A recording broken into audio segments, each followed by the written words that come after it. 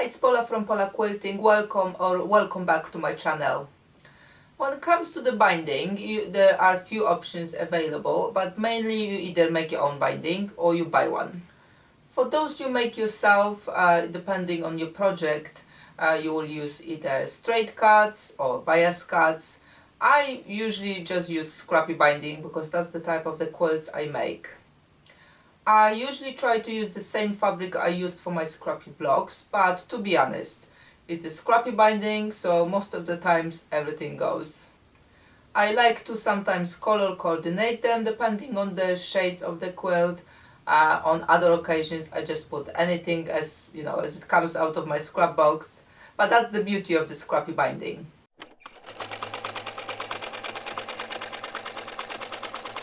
There are a few methods how you can link your strips. You can use diagonal stitch or you can straight stitch. I use the straight one and I will show you how I go about it in this tutorial.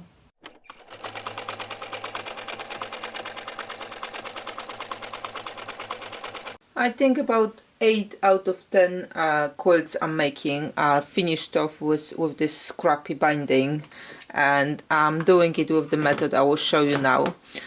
So I normally do not even measure how much I need. I have some of leftovers always lying around and I'm just adding in to that to kind of use as I go.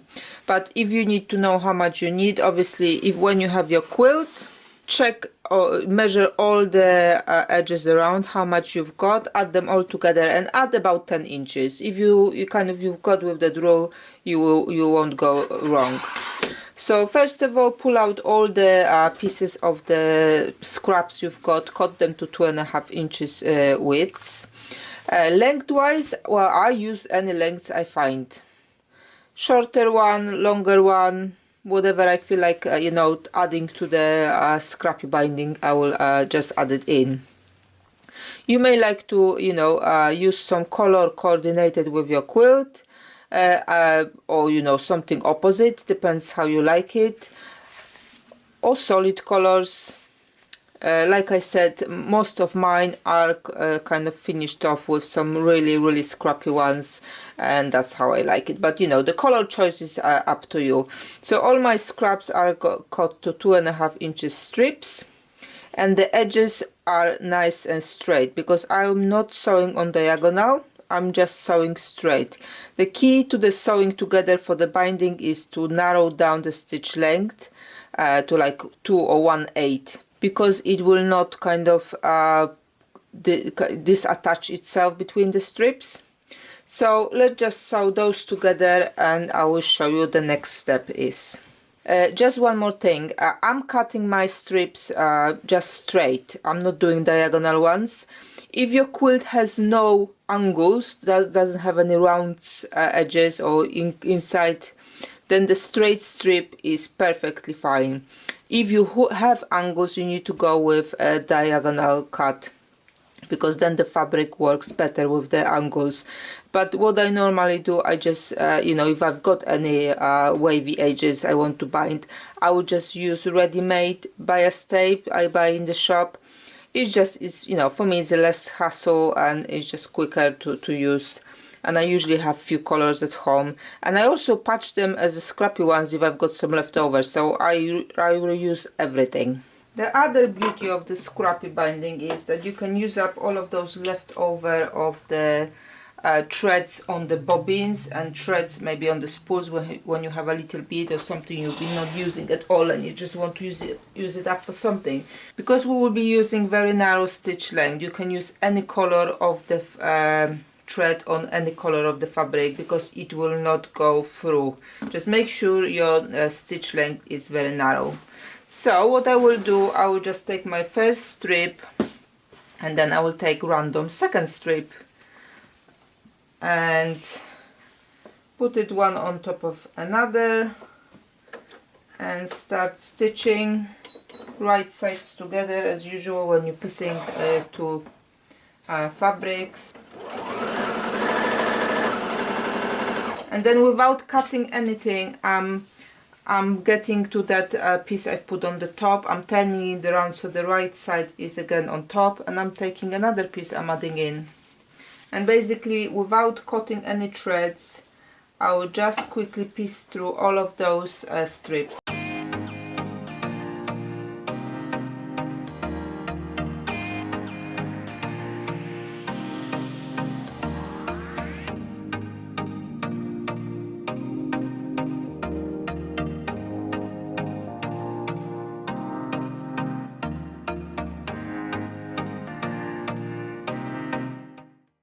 Okay, so I finished piecing my strips, and this is what it looks like at the moment. So obviously I need to cut it in between, and the next step is going to be iron it into half.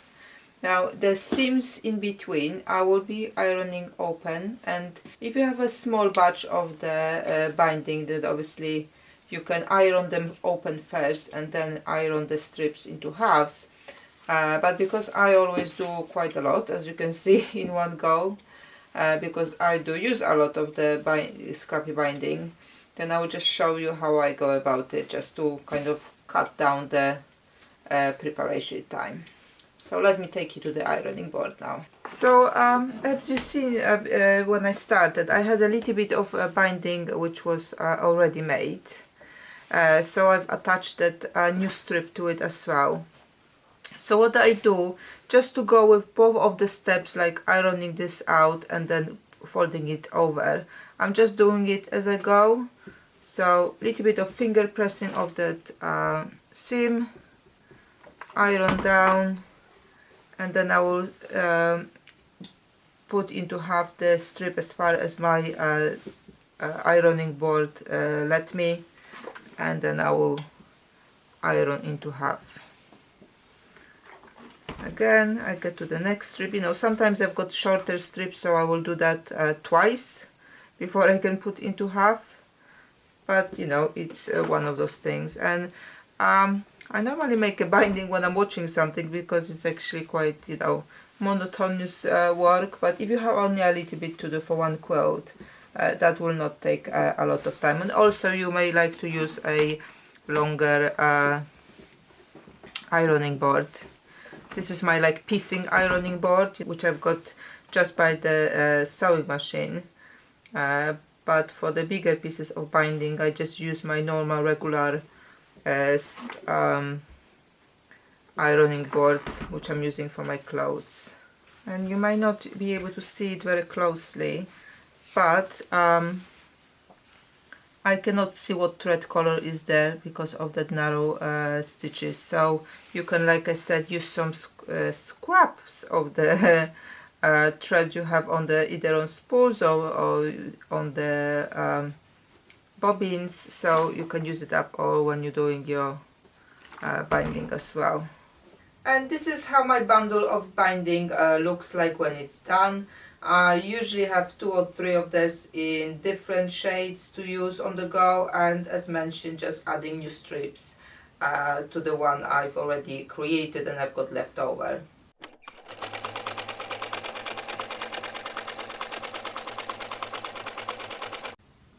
I hope you enjoyed this tutorial on the scrappy binding, and I hope it will inspire you to pull out even the most strange fabrics you may have in your stash and use it for the binding. In the future tutorials I will cover how to attach the binding to the quilt and either finish by machine or finish by hand.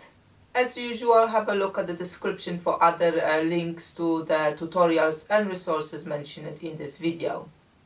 Thank you for watching and see you next time.